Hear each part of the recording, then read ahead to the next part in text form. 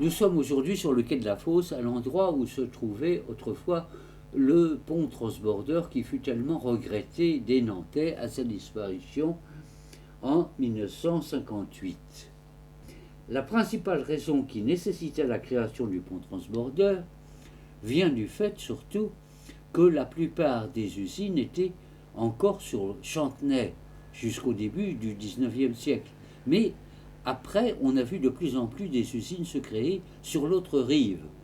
Donc à partir de ce moment-là, ça a obligé des ouvriers à traverser la Loire. Donc il était utile d'avoir un pont. Mais un pont, ça ne pouvait pas être un pont ordinaire, puisque le port à ce moment-là était un des plus grands ports d'Europe et il était rempli de navires. Donc il fallait que les navires aillent beaucoup plus loin que l'endroit où on créerait un pont. Donc un seul moyen, c'était un pont à transbordeur. Donc on a fait appel à ce moment-là à l'homme le plus qualifié pour le faire, qui était Arnaudin, qui était un collaborateur d'Eiffel, qui avait fait la fameuse tour Eiffel. Il a fallu créer un tablier qui pesait à lui-même 40 tonnes, qui était long de 191 mètres et à 50 mètres au-dessus des flots, de manière à pouvoir permettre même à de grands voiliers de passer sous le pont transbordeur. Ça supposait deux pylônes qui étaient de 76 mètres. Dès les premiers jours de l'inauguration du pont, plus de 2000 Nantais, pour le prix de 50 centimes, purent gravir les 150 marches pour admirer Nantes à 50 mètres de haut. La durée, elle, de la traversée de la Loire dans la nacelle était de 2 minutes. Et la nacelle elle-même pouvait contenir 300 personnes. Et ce pont a été lié à la ville du port pendant, on peut dire, plus d'un demi-siècle.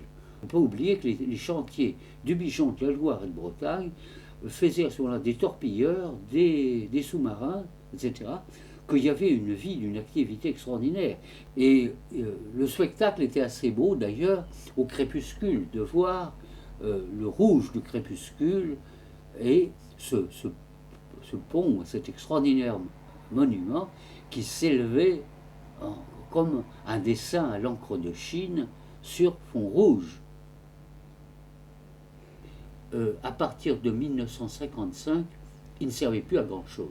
Pour la bonne raison qu'il y avait eu les fameux comblements du bras nord de la Loire, puisque la Loire autrefois baignait l'île Feydeau, des deux côtés.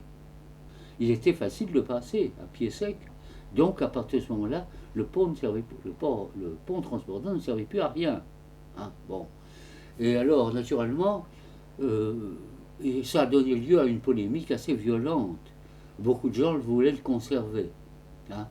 Mais ça aurait coûté trop cher et à ce moment-là, ne pas l'oublier, Nantes avait reçu de violents, les bombardements avaient été très violents, avaient détruit une partie de la ville et il y avait encore beaucoup de choses à reconstruire. Donc on y a renoncé et c'était certainement pour certains une désolation parce que en réalité il était rentré quand même dans le graphisme de la ville pendant plus de 50 ans.